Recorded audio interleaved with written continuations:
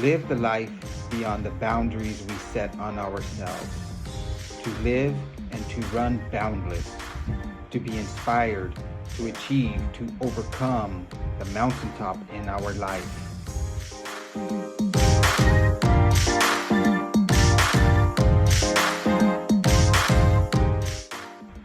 Embrace the journey, become boundless.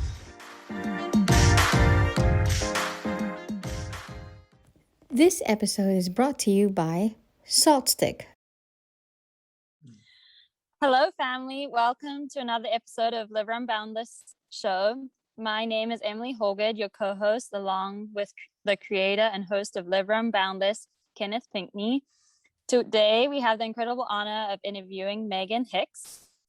Meghan is a wonderful part of the world running community. She's the managing editor of iRunFar, author of Where the Road Ends, A Guide to Trail Running, and she is a very accomplished runner and is known to be the smiling face at a middle of nowhere point or junction along ridge lines in races all around the world. She loves to backpack and spend time in the mountains, and I recently found out that she will always hang up her food to save it from the bears or probably keep them out of her tents. And she will always sleep in a tent for a sense of security, even if that is not necessarily applicable or the best mode of action. Meghan, welcome to LiveRunBoundless, and congratulations on your recent third place finish at Hardrock 100 miler. Thanks, Kenneth. Thanks, Emily. I guess what goes on in the bar after Hardrock doesn't actually stay in the bar after Hardrock. I'm just kidding. That was great. I love it. Good. It was so fun to get to know more about you. Yes, of course, we want to get to know some more about the infamous, the legend, Miss Meghan Hicks. Yeah, sir. So first, just how you doing? So in Colorado, right? Yeah, I'm in Silverton, Colorado, which is home of the start finish of the Hardrock 100. I live not far from where the actual start finish line is, and yeah, it's a beautiful day. I went out for a short hike this morning in the wildflowers, and I was actually like sneezing a little bit because the wildflowers were so crazy right now. Yeah. Well, that's awesome. Yeah, so I know it's beautiful here to go for a run in San Diego area, and then probably Idaho also. So we cover like different places, So yes. So everybody know who you are right now. You do iRunFar, also you're an ultra marathoner or trail runner. But tell us, the family, a little bit about your life growing up, before running. Or running was always part of your life. Yeah, so I was born in upstate New York, but mostly I was raised in Minnesota. So if you had to ask me who I am or where I'm from, I would say I'm a Minnesotan or a Midwesterner. Yeah. My family's there now. I grew up in a really outdoorsy family. None of the family members were runners per se. It was like lots of different sports. My dad was a football player. I grew up doing like running and tennis. Our family would go camping and hiking, and we would do water sports on lakes because there's 10,000 million lakes in Minnesota. We were a super outdoorsy and a super sporty family. Yes. And running came into my life like late middle school. And I don't actually know how it all started, but my close friend at the time and I decided, well, we want to join like cross country and track and field when we go to high school. So surely we have to start running and start training so that we'll get like on the team. So we started running like a mile at a time, a mile and a quarter at a time. We worked up to running a couple miles at a time. That was like 8th grade. I wouldn't say I was like very good at it as a kid or that I'm like great at it now. I just work really hard. I've always worked really hard at it and loved it. Okay. Yeah, definitely I can relate. I'm not really was good at it. I like what we talk about before the interview, how I worked hard to get to where I'm at, still working hard to, and train really hard and pour out my sweat because I sweat like crazy. That's another story. And the people that know me know that I sweat like my daddy. So I got my sweat like a daddy joke. I'm just trying to bring that. But that's another story. Yeah. So trail running. So why do you make the transition to running the trails? Yeah, I mean, I like to say that I like to say that in life, you don't choose everything that you do. Sometimes things choose you. Yes. And I think that trail running just chose me. I grew up in an outdoorsy family. When I graduated from college, I did an internship at a national park in Texas called Big Bend National Park. And I thought that was like the marriage of all of my interests. I was educating visitors. I was going on hiking and backpacking trips. I was learning about, I had never lived in a desert ecosystem before. I thought I, was like learning about a whole new part of the world. And then I discovered, and I was a runner at the time. And so it was really common for me to, work in a visitor center all day long and then do my road run in the evenings after work. Or if my friends and I were going for a hike during the day, I would go out and do a road run in the morning before going to hike. I didn't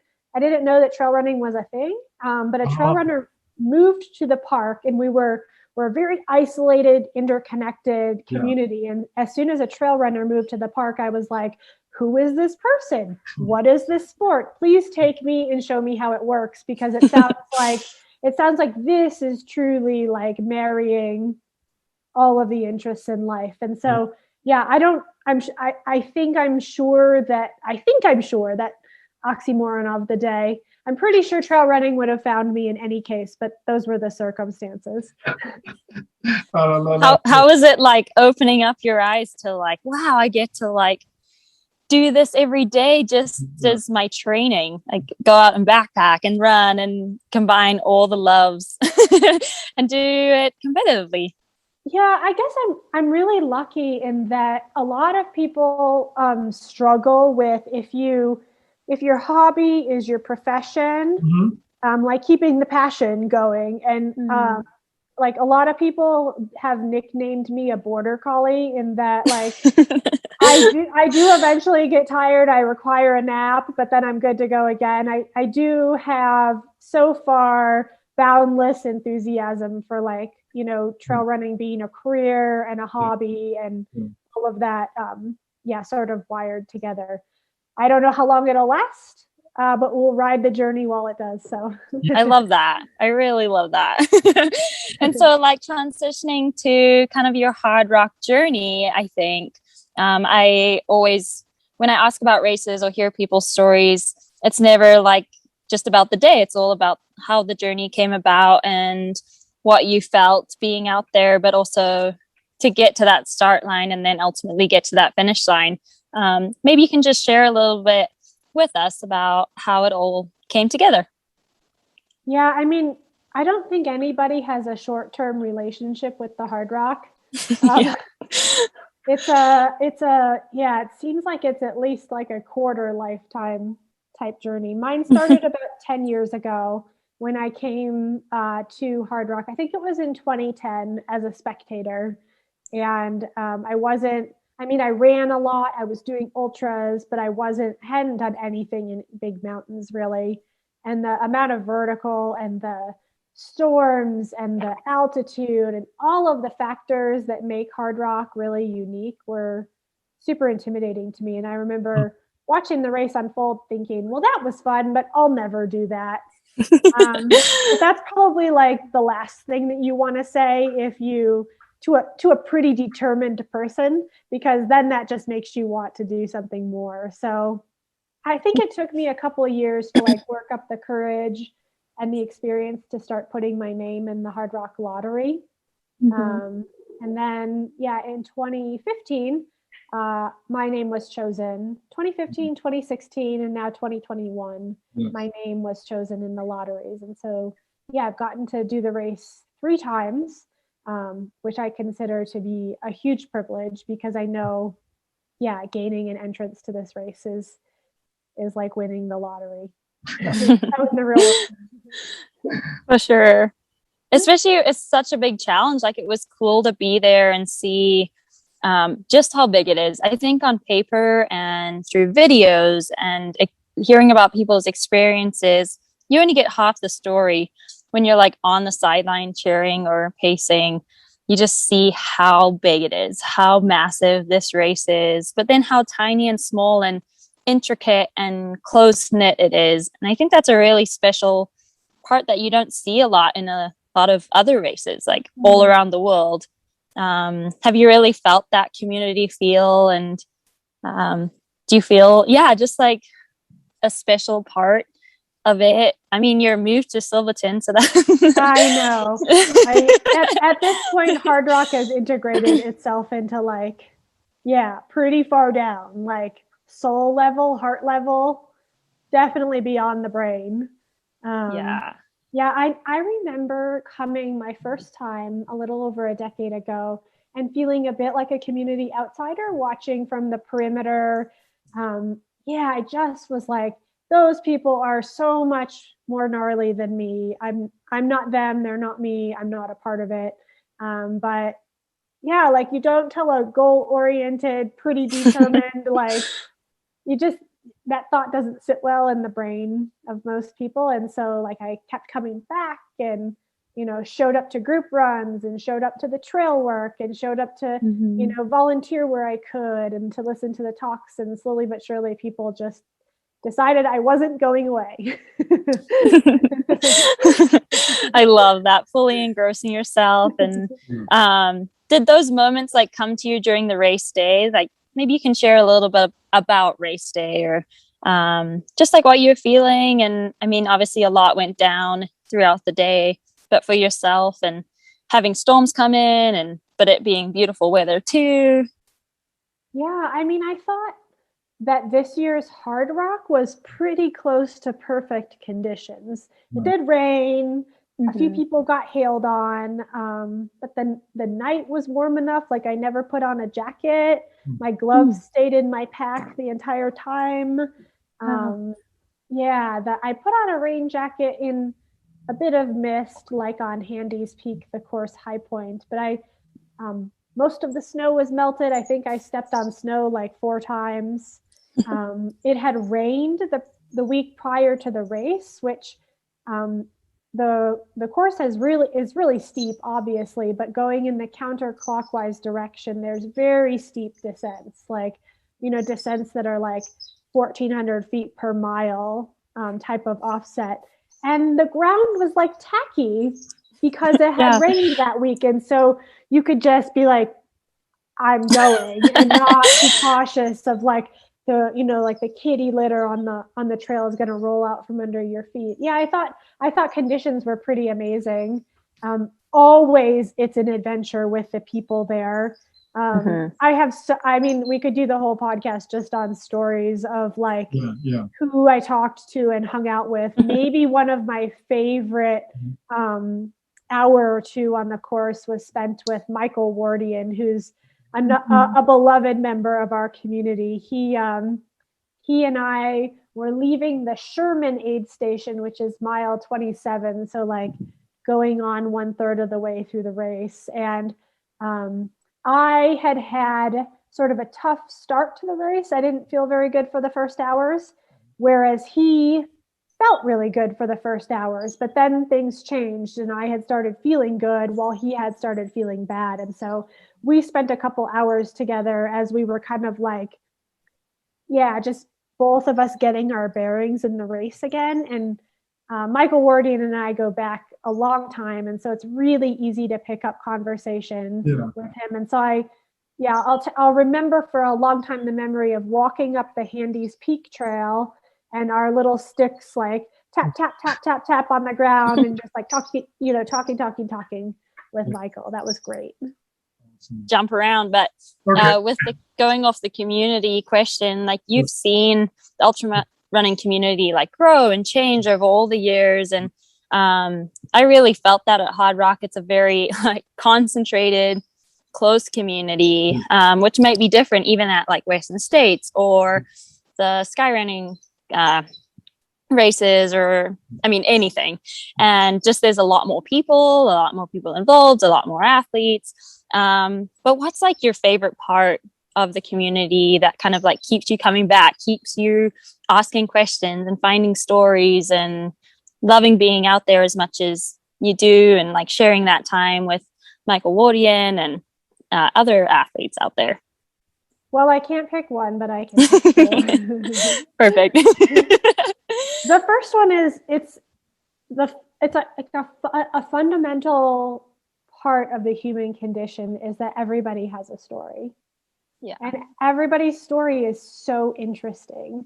If you take the time to hear it. And trail running and ultra running, especially because you're out in places for so long. Yes. And it's difficult, that it becomes a very organic, raw, intimate environment really quickly. And people feel comfortable opening up to, pieces of themselves that might out in the real world take years to feel comfortable talking about. And that is it's a true privilege of trail running and ultra running. And I think I see people take it as, I see people see that privilege and like hold it really tight and hold it to high value. I think that's a really special part of our sport. And the other thing that pertains more towards the front of the sport is what you don't always see in competitive athletics, you do see in trail running and ultra running. And that is that people, as they are competing for their own best day, they're also wishing for the best days of everybody around them. That it's not, you can have both. Like you can be like striving for your own goal, but at the same time, you can be connected enough with the other people with whom you're sharing the race to like really in your heart want the best for them too. And that's, I see that nearly universally in trail running and ultra running, and it's beautiful. And it's a value that I hope we continue to hold dear going into the future and as we grow. Yes. That's really special. And I also want to share this with you, Kenneth, but over the weekend, one of probably my specialist moments was hearing about, so Courtney had a rough day and had to drop, and Megan's crew told her when she came into Uray, am I right? That sounds familiar. I think it was Uray, and her first response was, "Oh my gosh, is she okay?" And that was just like, it gave me goosebumps. I just got goosebumps again, but it was like, you care about everyone out there, and you do see that a lot in our community. And it's really special to like share that and see that at like the highest level. I mean, you're all competing for first place and places on the podium, but you can care about other people and still have a good day. Or, and I think that's really special in our sport. I don't think we'll see that as much, in a 1,000-meter dash somewhere. You got time. They're going to script a little bit, again, best taking on that into the community of trail runner, running. My first trail marathon, like years ago. I didn't really put into training, but hey, it's all good. But I know like it was like a trail marathon out here in San Diego area. Escondido, good shout out to Escondido area now. And it's around Lake Colleges. Now chill out. But like I was like doing good the first part of the race, feeling good. And then I just make the turnaround, and it was a wrap. I hit the wall, wherever, cramp up, and I would feel miserable. Had to stop, and just like I don't know how, but the people, the other runners along the way, check up on me to make sure I'm doing okay.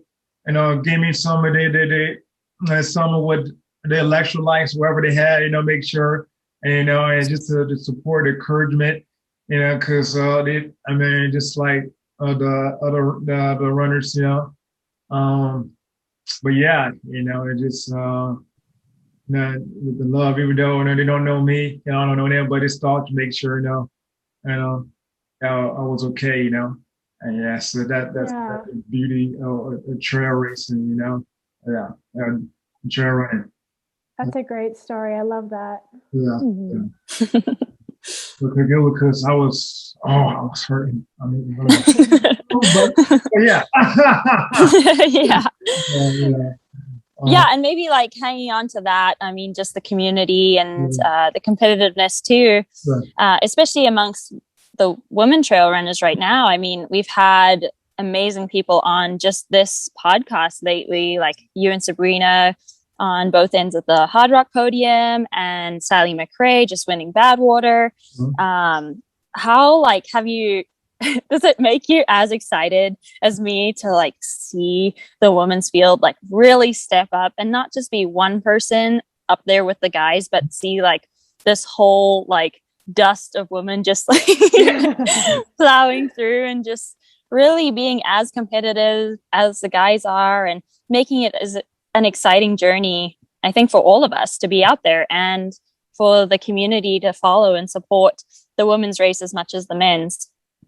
Yeah, I think the Western States 100 this year was just a wonderful example of like where women's trail running and ultra running is. All of you were so competitive all day long. Like the race went all the way to the finish line for 100 miles. And that's still an unusual circumstance for men's ultra running, like in a 100-mile race, let alone women's ultra running. And to me, it has shown just how quickly the competitive breadth and depth of the women's fields are growing. And I mean, yeah, it's great for the sport. I can remember like in 2012, 2013, 2014, we would cover races and iRunFar would cover races and we'd cover equally the men's race and the women's race. And then we'd go back and look at the engagement, the amount of engagement that people would have with our coverage. And it was like double the amount of interest in the men's race as the women's race. But now when you go and look at the engagement on our coverage, it's equal. And at some races, the women's race garners more engagement than the men's race. So not only is the competitive depth of our racing growing, but also the community's interest in following women's running, which is, we've seen this in other sports time and time again. If you build it, they will come. Yes. And this is what's happening in trail running and ultra running now. Absolutely. It is building. The women are coming. Yes. It's this is only the beginning. Oh yes. I know. I guess he's right here in the trail running. Well, here out here in San Diego, that pretty good, you know. Yeah. So there's some fierce ladies down there. Oh yeah, I run with some best. You know, I run some way. I try to keep up with them. I say that. Or wave at them as they go by. Yeah. Hold on, just keep what I don't go out too fast. Just trying to keep up. But it's fun. It's how I really enjoy the women in the trails, and just like one of my friends I run with this morning out in the trails. She legit good, and she keeps holding me accountable. She keep me in check.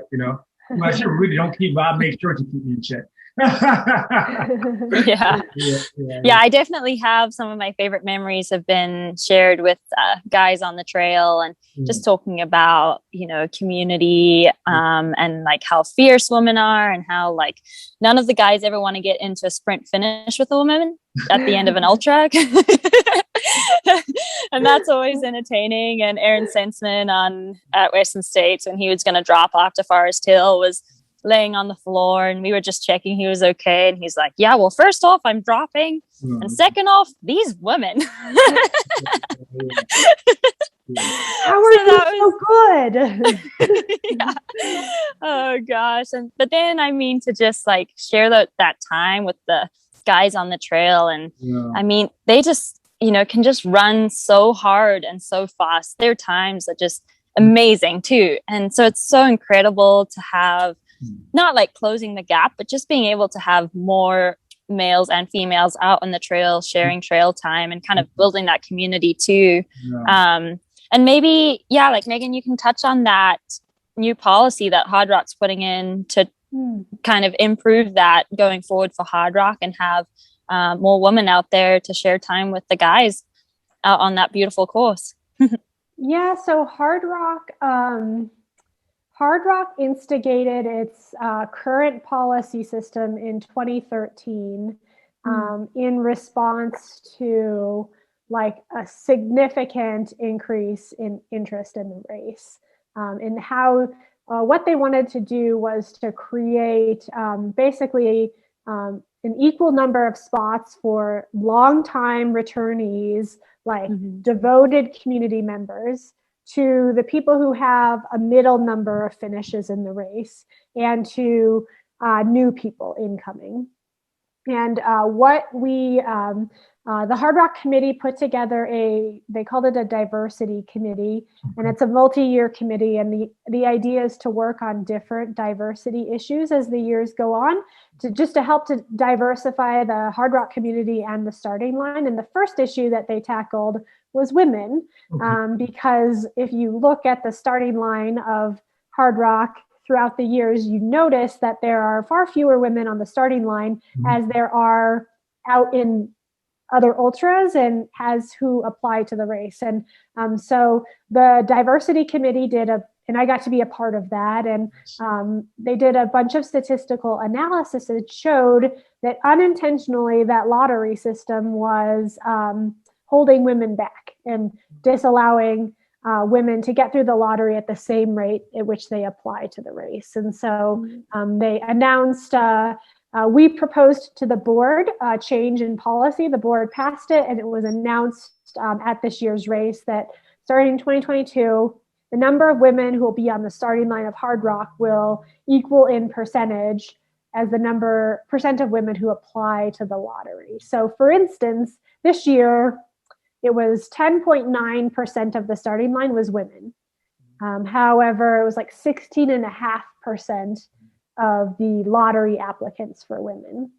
And so that represents 8 or 9 women that weren't on the starting line that probably should have been. And that'll be corrected starting next year.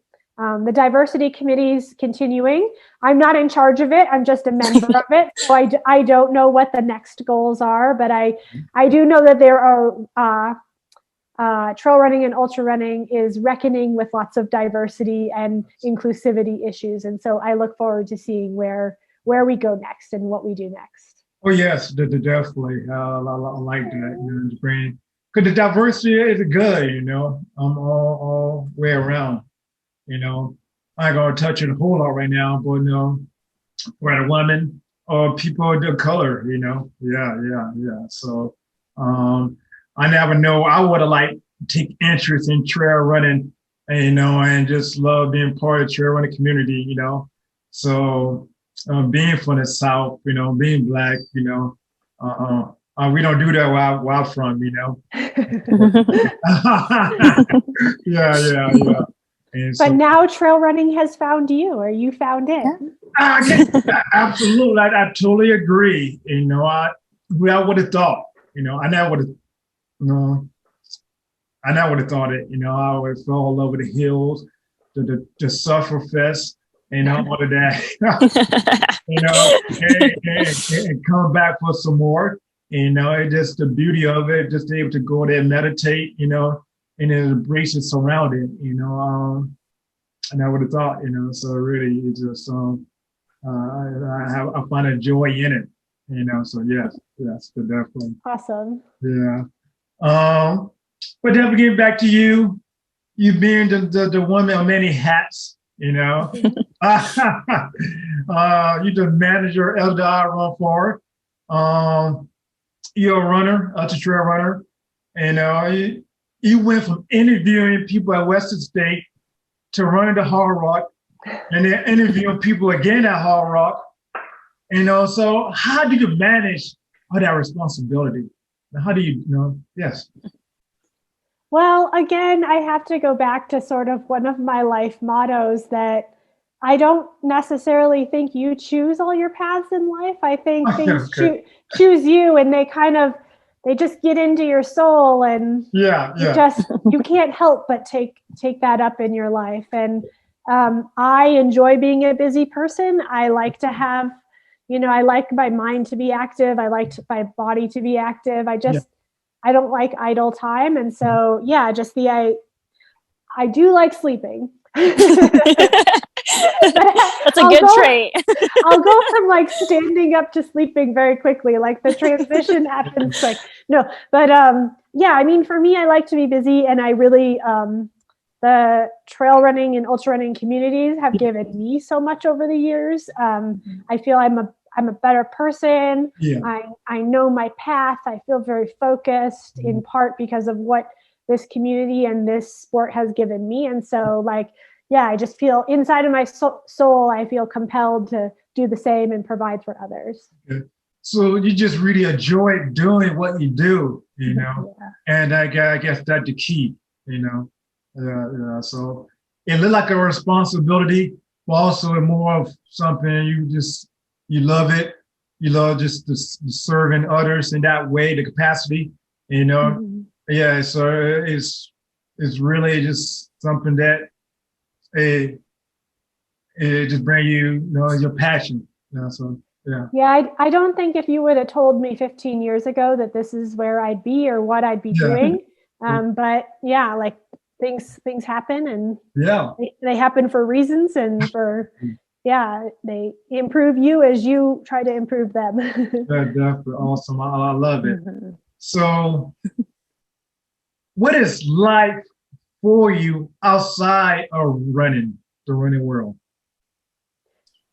Do I have a life outside of running? It is your life. I let's see. I do a little bit of reading. Okay. We have a garden. Yeah. That's a really Silverton, Colorado is at 9,000 feet. And so gardening is kind of a fun challenge. Obviously, I like challenging things in life. Corresponding with family and friends. Not everybody, on my sort of like text message list is runners. We have a small cabin outside of Moab and a community of friends there. Who have cabins surrounding us. There's maybe one or two runners among them. There's authors, there's musicians, there's really interesting people. And so I love going to spend time there, spending a time like not talking about running with people. No, but I mean, in reality, almost my entire waking day is related to running. It's also nice when everything kind of connects. Like I like it too. Like I, just graduated and studied exercise physiology, and everyone's always like, oh, but it's all about running always. I'm like, yeah, but it's so cool. You get to kind of dive in a little deeper. And then the way you step back is, you like celebrate other people, or you write about other people's stories, or you try and discover why someone freaks out at altitude and someone does fine. I think this question asks me a lot. Is you do, from friends who are really not into the running world, are you still running? And then I get asked that question so much, and like, okay, it's not just about me running. It's much bigger than me. It's community. It's really right now. It's much bigger than me just running. They connected with people, build a relationship with people. Find and maintain health and well-being through moving and sleep.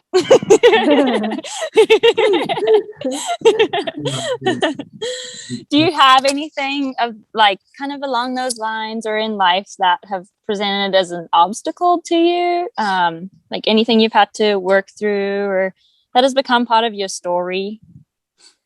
I feel like I live a fairly privileged life. Kenneth sent me this question ahead of time, and I was thinking, well, I feel very lucky and very privileged. I guess I would say like the greatest obstacle of my adulthood. It was losing my father at a young age, in my mid-20s, which is far earlier than a person should not have a father. Yeah, I mean, arguably, like, you're only half grown up at that age, and yeah, that is like, you know, stamped itself pretty heartily on my life, and has like sort of been a guiding force of looking for sort of, yeah, like a paternal type, you know, people to have friendships with that can sort of fill that void, and yeah, just sort of, you know, serve that empty spot. So yeah, I mean, I really consider myself a extremely privileged person.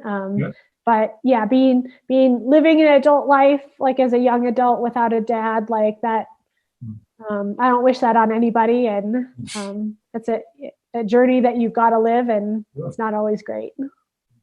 Yeah, I definitely don't want to ever know what that feels like.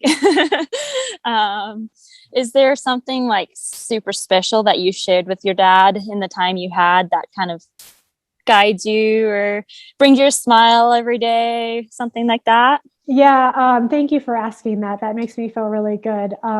My dad was always into whatever I got into, like whether, you know, it was something that interested him or not, he took it up with as much passion as he saw in his daughter, and he was really supportive of my running. And a story that I won't forget was I got in my head as like a high schooler, like typically when you're in high school, you do like, you know, 800 meters, the mile race, the 3-mile race. Well, I got it into my head one summer I wanted to do a marathon. And of course, everybody said that's a bad idea. All the coaches said it was a bad idea. My mom thought it was a bad idea. My dad thought it was a bad idea. But my dad said, well, if you're going to do it, I'm going to support you. And so, you know, he took me, we traveled to this marathon. I ran the marathon.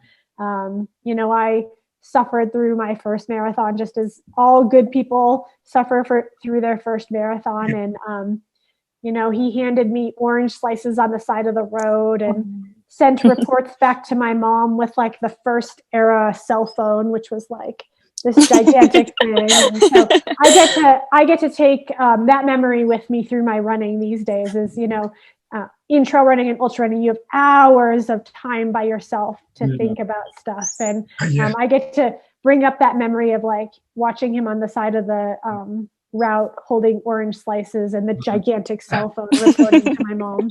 Oh, I love that. And our families, I think they play such a key part, even if they aren't a part of a crew or, you know, get to be on every sideline. They're the ones that never sleep and listen to every hour of a 30-hour live commentary on the chance that your daughter is going to pass through.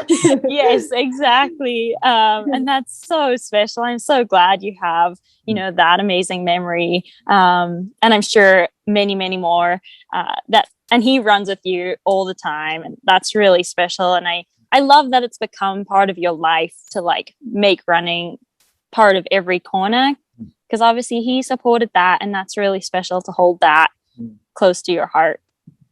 I do think sometimes my dad might say, why 100 miles? Like, why not 50?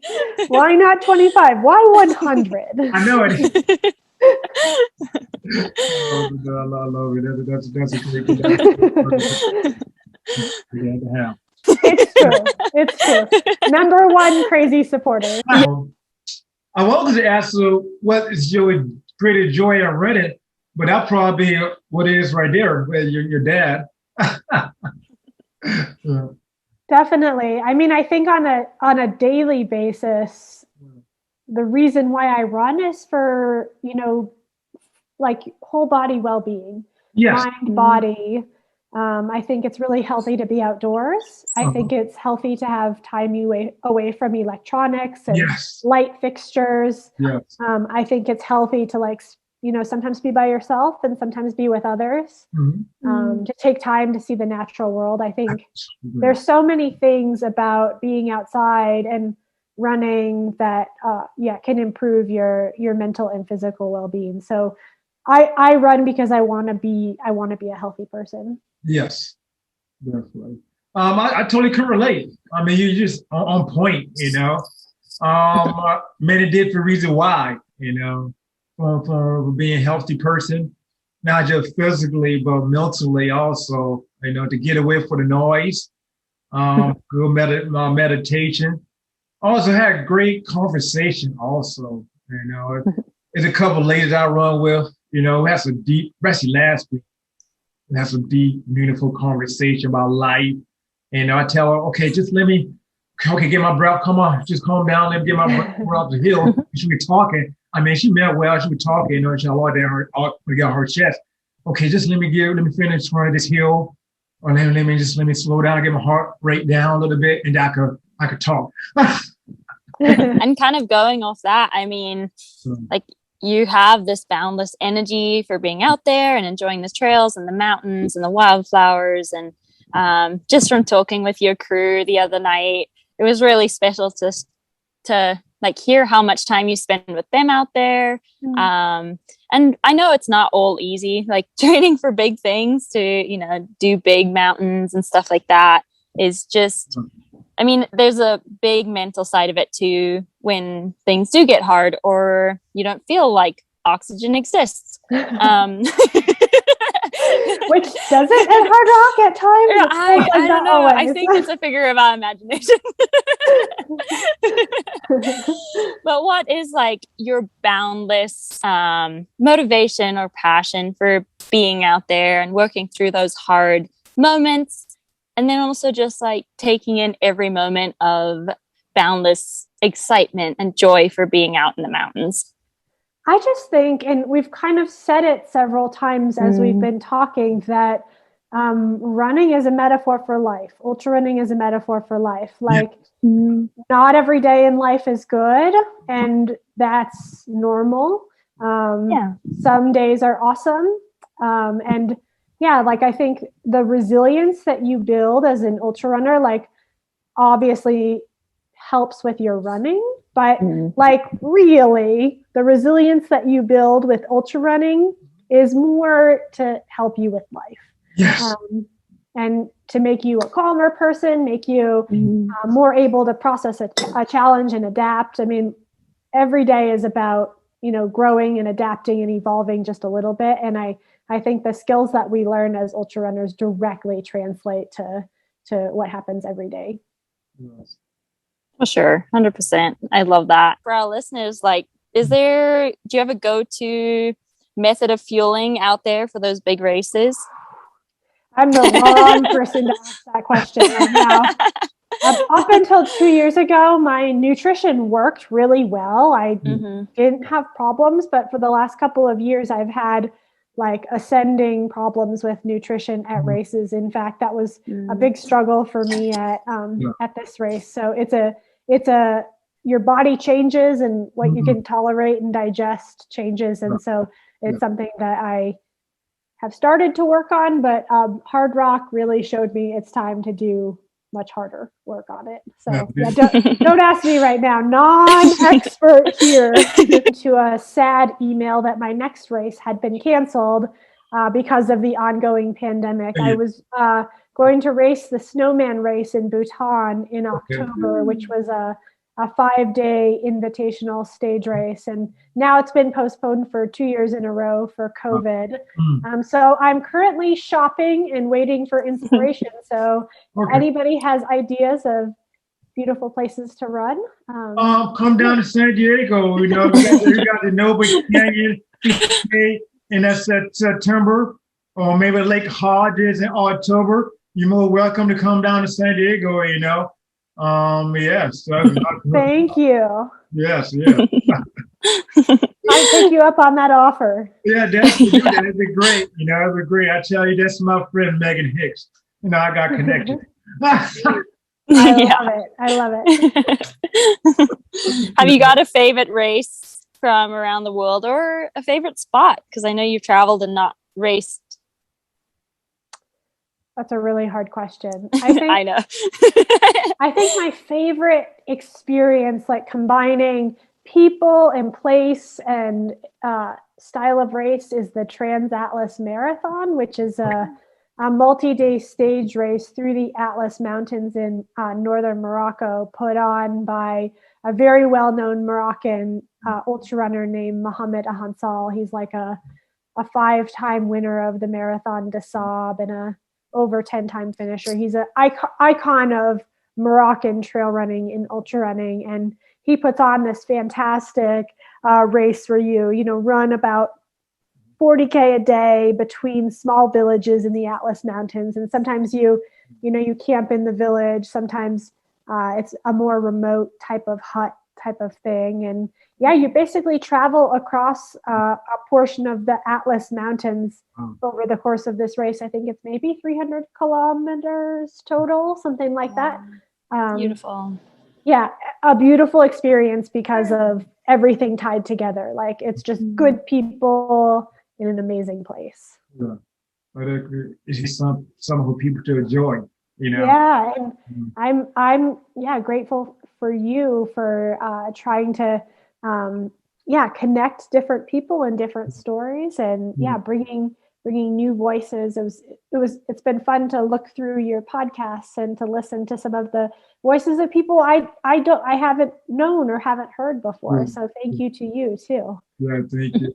And just thank you for Emily for just being on board with this. And I just interviewed her, and then now she's on board with what I'm doing, or LiveRunBoundless is doing, and so that just gratitude of itself, and just well, what can I say? Just humbling for me, yeah. Well, I can't let you get all the stories. I'm gonna thank you, Emily. I'm gonna have to take you to the bar, post 100 miles, and get a couple good stories out of you, some juicy stuff. So. Deal. I'm in. Yeah, I'm excited to see you over on the other side of the pond. Let's all reconvene in a month. Yeah. Yeah. Once again, thank you, Meghan. Thank you, my awesome co-host, Emily, for joining me in the LiveRunBoundless family today. Thank you, LiveRunBoundless family, for joining me for another episode of the LiveRunBoundless show. Live a life beyond the boundary that you set on yourself. And I did Miss Meghan show that she went beyond the boundaries, she lived beyond what she didn't know she was going to be doing, or whatever, something like that. If I say that right, and it just really turned her passion into a purpose, and so definitely. So thank you for that. Thank you, LiveRunBoundless family, and until next time. Thank you, everybody. Thank you, Kenneth. Thank you, Emily. Thank you so much, Meghan. So lovely to chat with you. Yeah. And I forget, before we go off, if people want to follow you and get in contact with you, how do you do that? Find us on iRunFar, iRunFar.com, and we're iRunFar on all the social channels, so join us. Okay. And with that, until next time. Awesome.